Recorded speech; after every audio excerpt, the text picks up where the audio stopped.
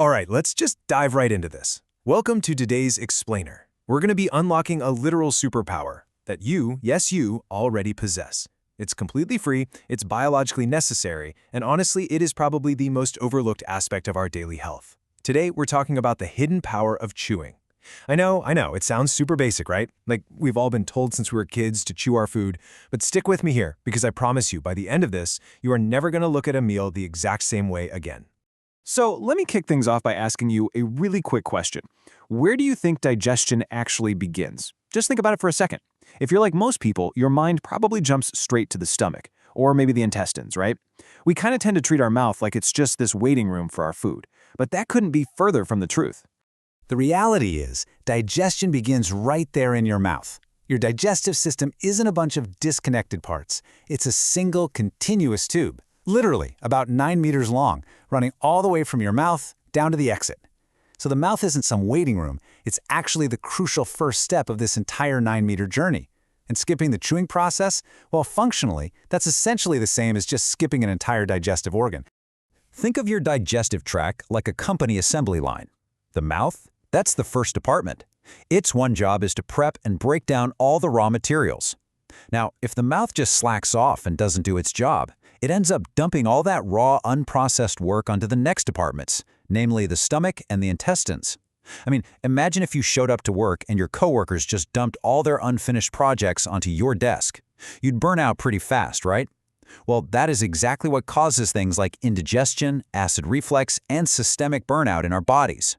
We are literally stressing our internal organs out just because the first department isn't pulling its weight.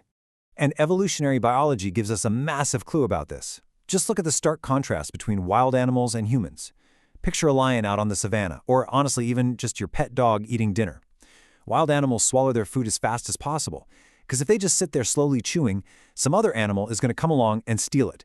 Because of that, their stomachs are built to hold and break down unchewed food for a really long time, usually like 2 to 6 hours. But humans? We evolved completely differently. We evolved to sit together socially, share a meal, and chew slowly. Our stomachs are only really designed to hold food for about 1 to 3 hours. So we are biologically engineered to thoroughly prep our food in the mouth long before we swallow. But lately, there has been this massive drop-off in our modern habits. Take a look at these two numbers, 620 versus 4,000. Back in the historical Yayoi period, humans were chewing an average of about 4,000 times per meal. Fast forward to today, the modern human chews a measly 620 times per meal. We've slashed our chewing by more than 80%. We're living in an era where we chew less than at literally any other point in human history. So, why the sudden drop? Well, we're basically in the middle of a modern chewing crisis, and it's fueled by our absolute obsession with soft, highly processed foods. I'm talking fluffy breads, smoothies, those melt-in-your-mouth steaks and sausages. Culturally, we've kind of started to associate soft foods, foods that require practically zero effort to eat, with luxury and deliciousness. And because our food is so highly processed and squishy, our jaws are basically unemployed these days. But here's where things get genuinely fascinating. When we don't chew, we miss out on a massive biological benefit. Check this out, 1 to 1.5 liters. That is the amount of saliva a healthy person with proper chewing habits generates every single day. Over a liter of saliva. That's like a large soda bottle just full of the stuff. And as we're about to see, this isn't just water we're talking about. It's essentially a biological magic potion. Which brings us to Section 1, the 5 hidden superpowers of saliva. Okay, here's a quick overview of what proper saliva production actually gives us. We've got 5 distinct superpowers: digestion, mucus protection, immunity, cavity prevention, and brain health. Let's actually unpack how each of these works inside your body. All right, starting with superpowers 1 and 2, digestion and protection.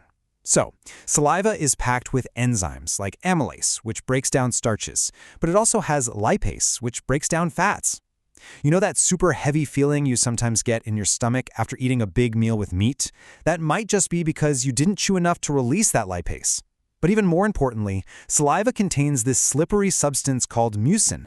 Mucin physically coats your throat, your esophagus, and your stomach, acting like a protective shield. In fact, studies show that a lack of saliva directly increases your risk of GERD or acid reflux. So chewing is literally armoring your throat against acid. Moving on to superpowers 3 and 4. This is where saliva basically acts as your internal doctor and dentist. Saliva contains a protein called lactoferrin, and what it does is it actively starves bad, disease-causing bacteria of the iron they need to multiply, so it's an incredible immune booster. And as for your teeth, saliva naturally neutralizes the acids that cause tooth decay. Believe it or not, indigenous populations that eat traditional diets with really high chewing rates, they have a near 0% cavity rate, literally zero. Cavities are largely just a modern disease caused by soft, highly processed diets and the resulting lack of saliva. And finally, the fifth superpower, brain health. This one is huge. Chewing actually stimulates the release of BDNF, or brain-derived neurotrophic factor. You can think of BDNF as Miracle-Grow for your brain. It's a neurotrophic factor that actively protects against cognitive decline and dementia.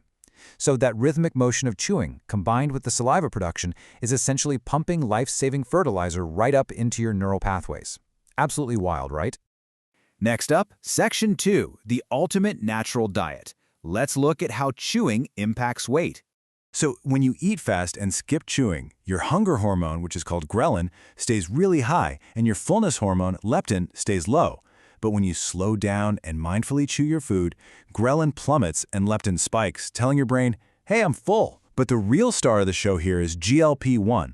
You've probably seen a million ads for those expensive weight loss injections like Mounjaro or Ozempic, right? Well, those drugs work by artificially stimulating GLP-1 to make you feel full. But get this, thorough chewing naturally boosts your body's own GLP-1 levels. For absolutely zero cost, you can trigger those exact same cetacean pathways in your body just by using your jaw. Okay, moving to Section 3, practical habits. How can we actually start chewing more? I've got an incredibly effective, simple little hack for you that you can literally start using at your next meal. Step 1, take a bite and then immediately put your fork or your chopsticks down on the table. Step 2, chew 30 times. Step 3, only after you hit 30 chews are you allowed to pick your utensils back up. I know it sounds super simple, maybe even a little tedious, but because we are so culturally conditioned to just shovel food into our mouths, physically putting your utensils down breaks that speed-eating momentum. It forces you to actually process what's in the first department before sending it down the assembly line. Next, we've got to talk about something called nagara-gui. This is a great Japanese term for multitasking while you're eating. You know, scrolling on your phone, watching videos, typing at your desk. We're all guilty of it.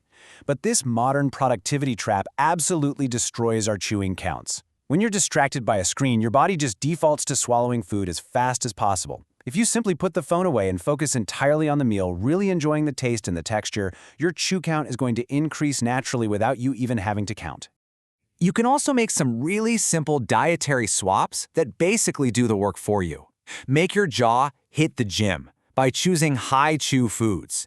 Swap out that mushy white rice for brown rice.